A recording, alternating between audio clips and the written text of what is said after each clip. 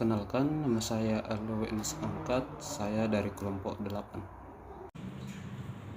Baik, perkenalkan nama saya Muhammad Tahan Arahab dari kelompok 8. Di sini kami dari kelompok 8 akan membahas tentang negara hukum. Mana yang pertama itu apa itu negara hukum? Di sini negara hukum dalam buku Thomas Hobbes Levian pernah mengatakan manusia adalah serigala bagi manusia lainnya. Di sini manusia memiliki keinginan dan nafsu yang berbeda-beda antara manusia yang satu dengan yang lain. Nafsu yang dimiliki manusia yang baik ada nafsu yang tidak baik. Inilah salah satu argumen mengapa negara hukum perlu diberlakukan. Kondisi yang kedua tampaknya bukan hal yang tidak mungkin bila semua masyarakat tidak memerlukan aturan hukum. Namun Cicero pernah menyatakan ubi Siciotes ibius, yang artinya di mana ada masyarakat, di sana ada hukum.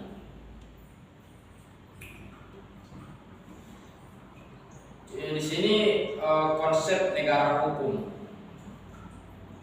Seorang ahli filsafat Gustav Radrutz menyatakan bahwa untuk menegakkan hukum ada 3 unsur. Yang pertama itu yaitu gerechtigheid atau unsur keadilan.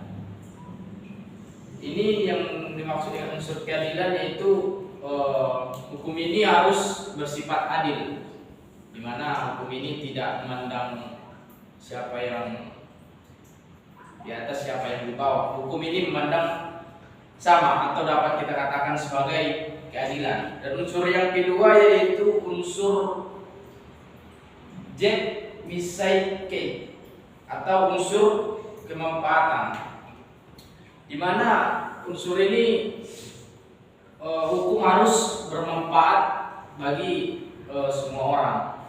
Dan yang ketiga yaitu unsur Sicherheit atau demokrasi langsung, yaitu paham demokrasi yang mengikutsertakan warga negaranya dalam permusyawaratan untuk menentukan kebijakan umum dan undang-undang.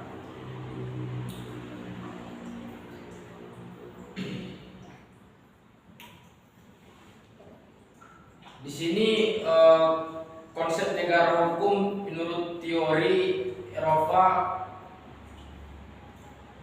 kontinental.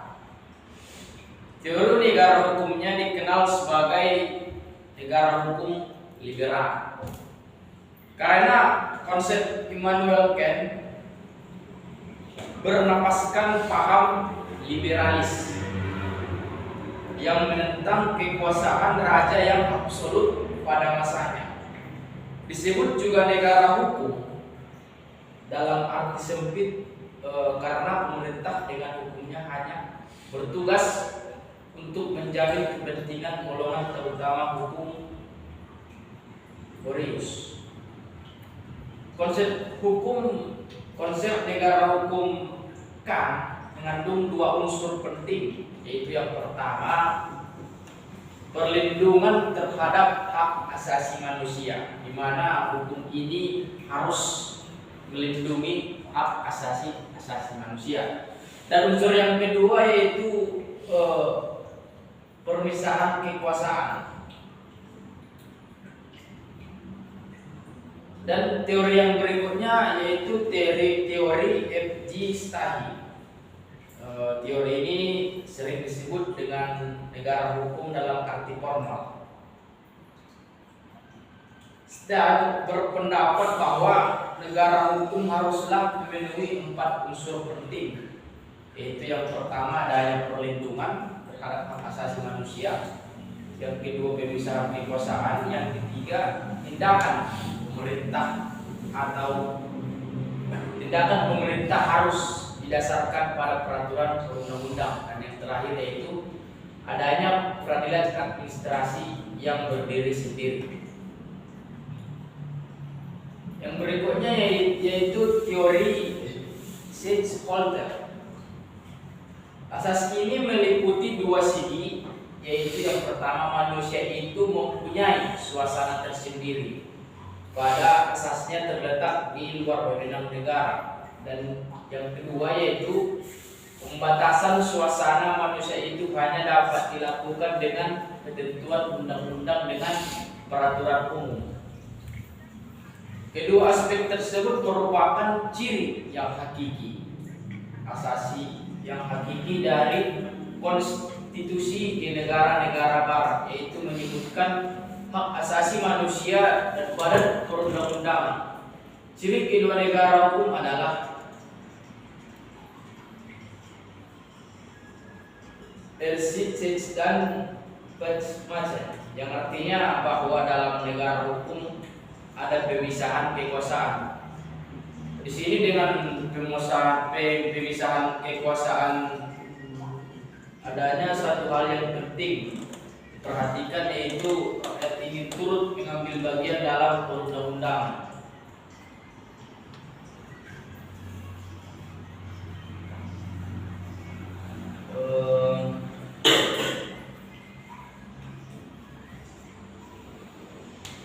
Di sini yang berikutnya yaitu implementasi hukum di Indonesia sebagai negara hukum. Di Indonesia ini ada beberapa jenis-jenis hukum. Yang pertama yaitu hukum privat.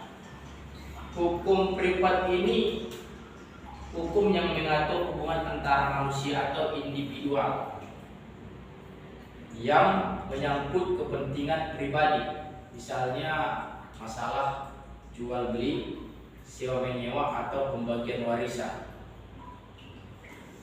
Dan yang kedua yaitu jenis hukum publik. Hukum ini hukum yang mengatur hubungan antara negara dengan orang negara atau hubungan negara dengan perseorangan yang menyangkut kepentingan umum. Di sini misalnya masalah perampokan, pencurian, pembunuhan, penganiayaan, dan tindakan kriminal lainnya.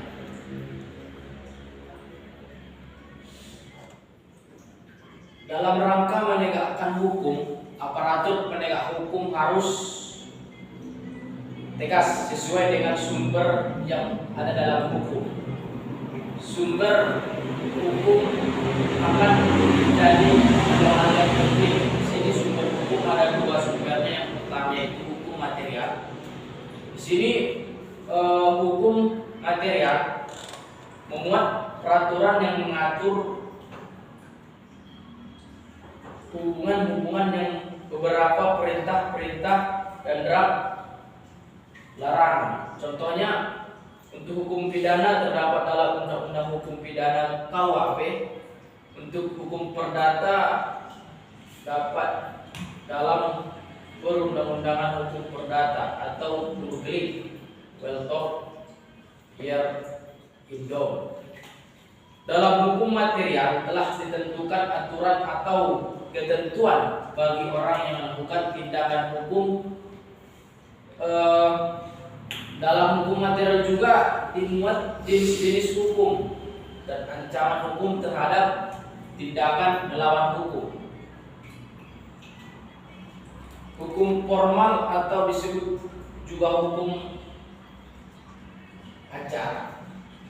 Peraturan hukum yang di sini mengenai hukum formal yaitu peraturan hukum yang mengatur tentang cara bagaimana mempertahankan dan menjalankan peraturan hukum material. Contohnya yaitu hukum acara pidana yang diatur dalam Kitab Undang-Undang 1945 atau KUHP, dan hukum acara perdata.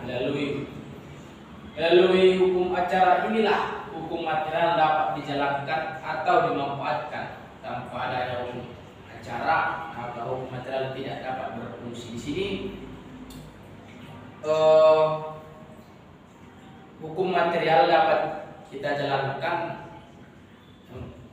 harus terlebih dahulu kita harus menjalankan yang namanya hukum acara. Di mana hukum acara ini dapat terlaksanakan, maka hukum material dapat kita gunakan atau kita fungsikan. Di sini kesimpulannya adalah negara hukum itu harus ditopang dengan sistem demokrasi, karena terdapat korelasi yang jelas antara negara hukum yang bertumpu pada konstitusi dengan kedaulatan rakyat yang berpartisipasi. Rakyat merupakan esensi dari sistem ini, akan tetapi demokrasi tanpa pengaturan hukum akan kehilangan bentuk dan arah, sementara hukum tanpa demokrasi akan kehilangan makna, di mana hukum dan demokrasi ini harus sejalan.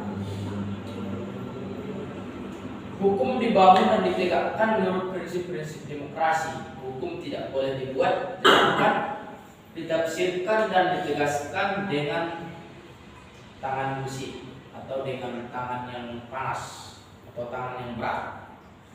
Kurasa cukup sekian penjelasan dari kelompok 8 sebagai untuk memenuhi tugas proyek. Jika ada kesalahan dalam penyampaian kalimat, kami dari kelompok 8 minta maaf kepada Ibu dosen. Cukup sekian. Terima kasih. Selamat malam. Belum memori, Pak. Dia